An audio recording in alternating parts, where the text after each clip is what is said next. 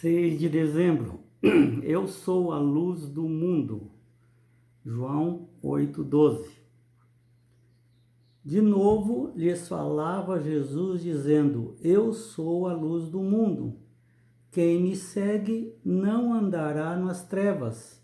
Pelo contrário, terá a luz da vida. Se é alguma coisa revelado aqui nesse mundo, foi porque Jesus Cristo, a pedido do Pai, assim o revelou. Porque o inimigo traz sobre a terra apenas mentiras, trevas, escuridão, engano, engodo, sutilezas, perigos. Mas Jesus ilumina o caminho para que possamos não cair nas mentiras, não cair nos engodos, nas sutilezas. Por isso, Deus nos deu uma inteligência para que pudéssemos examinar e decidir com o nosso livre-arbítrio. Porque Jesus não aceita verdade misturado com mentira, assim como nós não aceitamos um copo de suco de laranja puro com algumas gotas de veneno de rato, porque tudo ficou contaminado agora, virou veneno tudo. Assim Jesus não aceita a verdade se ela está acompanhada de mentira. Para Jesus tudo é mentira. Em Tiago diz 2:10, aquele que tropeça num só ponto é culpado de todos. Porque quem disse, não adulterarás, também falou, não furtarás. Ali nós vemos Paulo falando a Tiago a respeito da tábua dos 10 mandamentos. Diz que não adianta acalentar o pecado e procurar seguir a verdade. Esse acalento da mentira, do engano, do pecado, ele faz contaminar todos os 10 mandamentos. Assim como aconteceu com Adão e Eva. Tudo de consideração que ele tinha por Deus, tudo foi por terra quando desobedeceram. Adão e Eva precisou pecar todos os pecados possíveis e imagináveis? Não. Precisou pecar uma coisa: a desconfiança de Deus. Isso que ele falou para fazer não é, eu acho que não é o melhor. Isso não é para mim. Então eu vou fazer diferente. É o mesmo que aconteceu com Caim diante do pedido de Deus. Sacrifica um cordeiro. Ele diz, não, cordeiro não, eu vou sacrificar frutas. Vou colocar em cima do altar frutas. Deus não aceitou. Talvez nós tenhamos muitos atributos positivos, cristãos positivos, atos maravilhosos, mas se nós acalentarmos de propósito algo no nosso coração, na nossa vida, que pertence às trevas, isso poderá nos levar para a perdição. Então, todos nós temos fraquezas, lutas, dificuldades. Mas acalentar o pecado, justificar o pecado, isso Deus não aceita. Então, Jesus fala: eu sou a luz do mundo. Eu vim para você andar retamente durante o dia. Eu sei, segundo Jesus, eu sei que os seres humanos gostam de andar nas trevas. É prazeroso andar nas trevas. Mas eu sou a luz do mundo, para você não andar naquilo que você gosta, para você andar naquilo que eu gosto. Porque aquilo que você gosta, as trevas, por fim te levará à perdição. Assim como Adão e Eva foram testados, aquela tentação não ia ficar ali, aquela provação não seria eterna,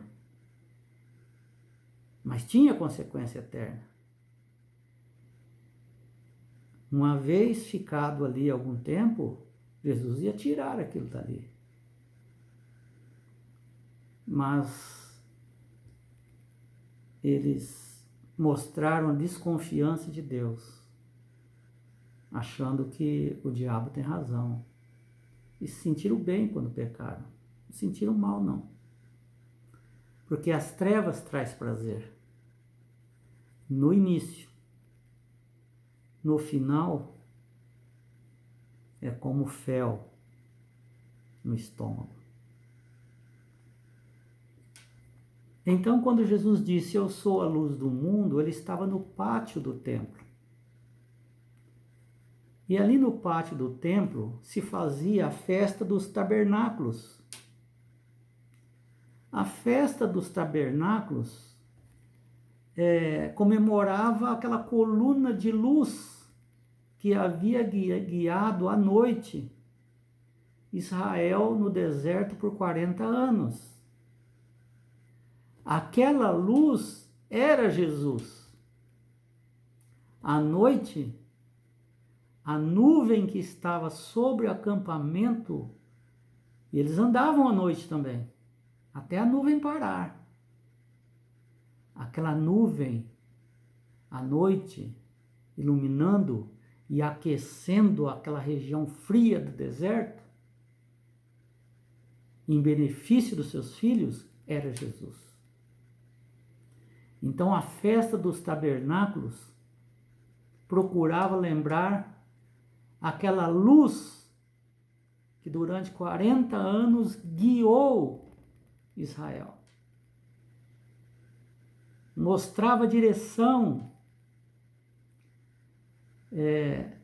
porque no escuro poderiam se desviar, cair, pisar numa serpente, num escorpião, mas iluminando não.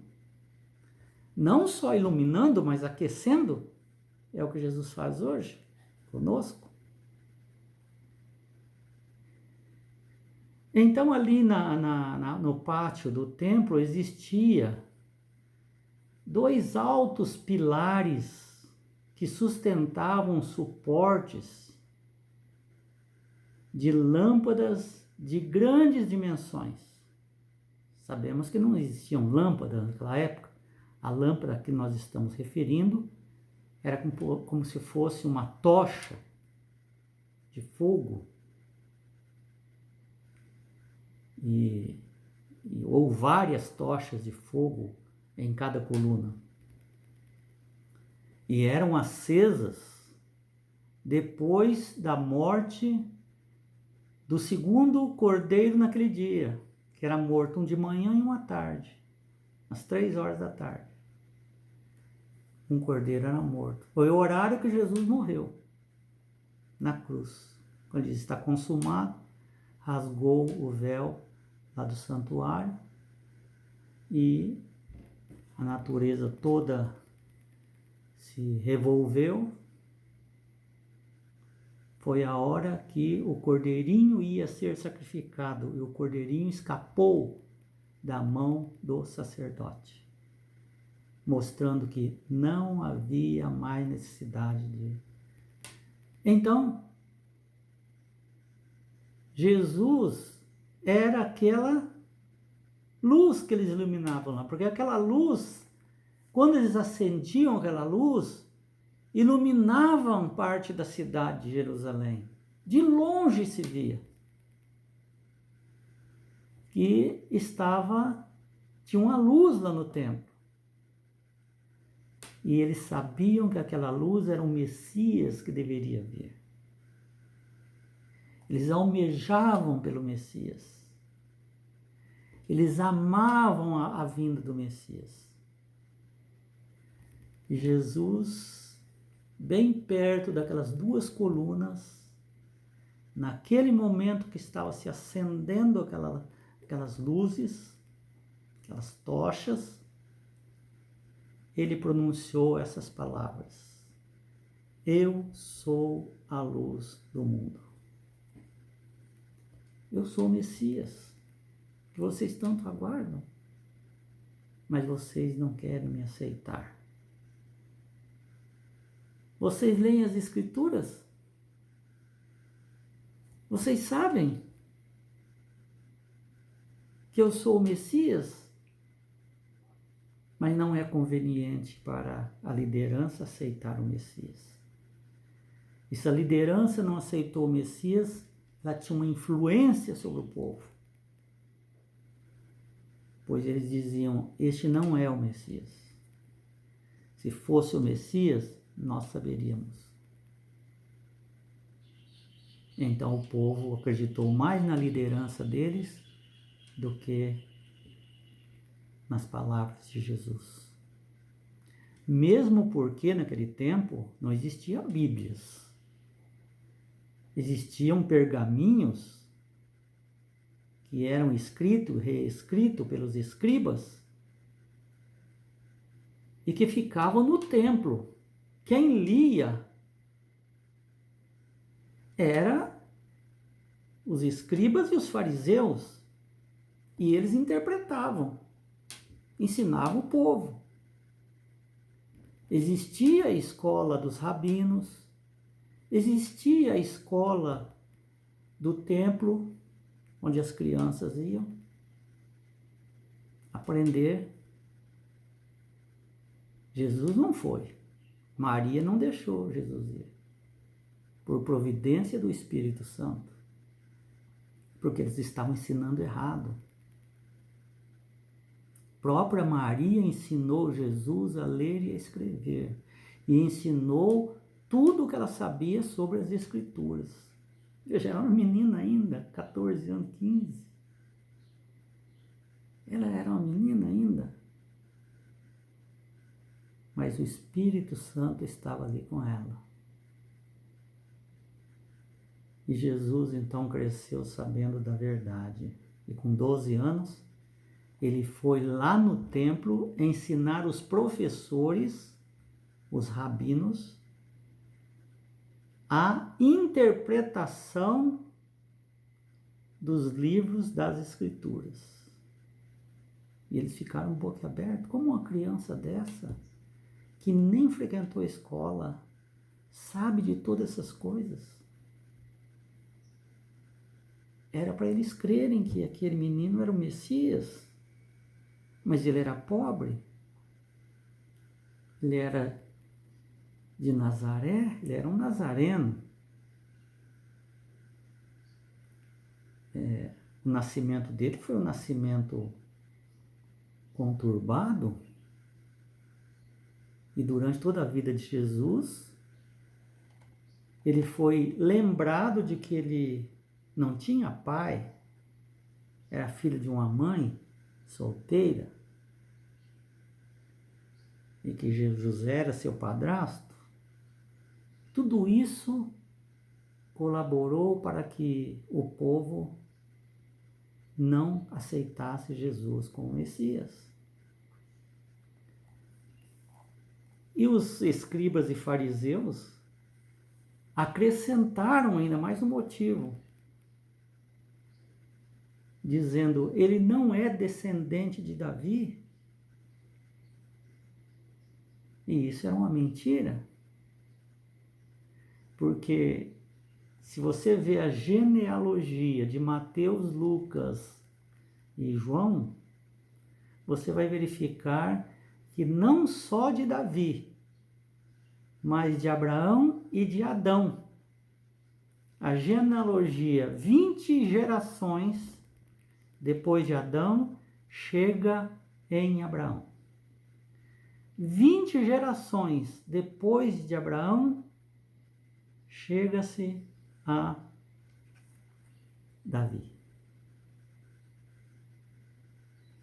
Depois, segue a genealogia, chegando até em Maria.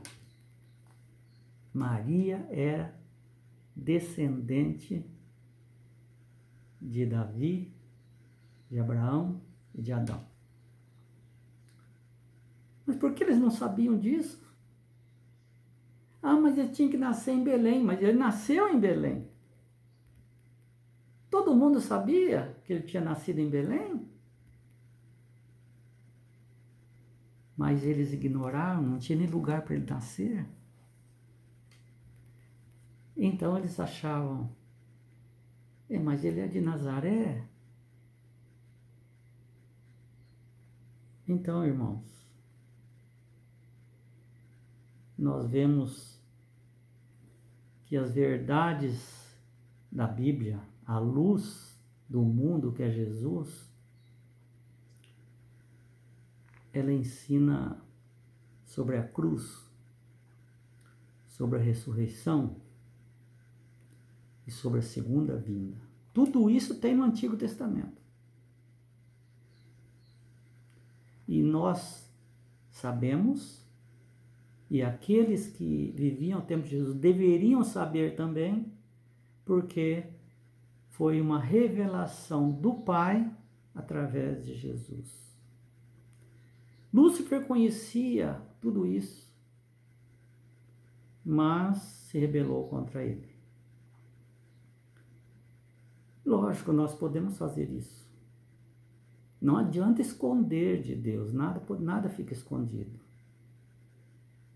O bonito é fazer como o ladrão na cruz, que disse: nós merecemos a morte, mas este nada fez.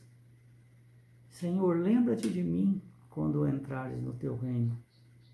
Ele diz: em verdade te digo hoje, estarás comigo no paraíso. Essa sinceridade de dizer: eu sou culpado das minhas mazelas. Eu sou culpado. Agora, Jesus nada fez para morrer. Esse foi uma morte do amor. É o livre-arbítrio, que ele é perigoso. Se nós não soubermos usar o livre-arbítrio, ele nos leva à perdição. E não adianta culpar ninguém por isso. Por isso, a cada momento, precisamos entregar a nossa vontade à vontade de Deus. Todos os dias.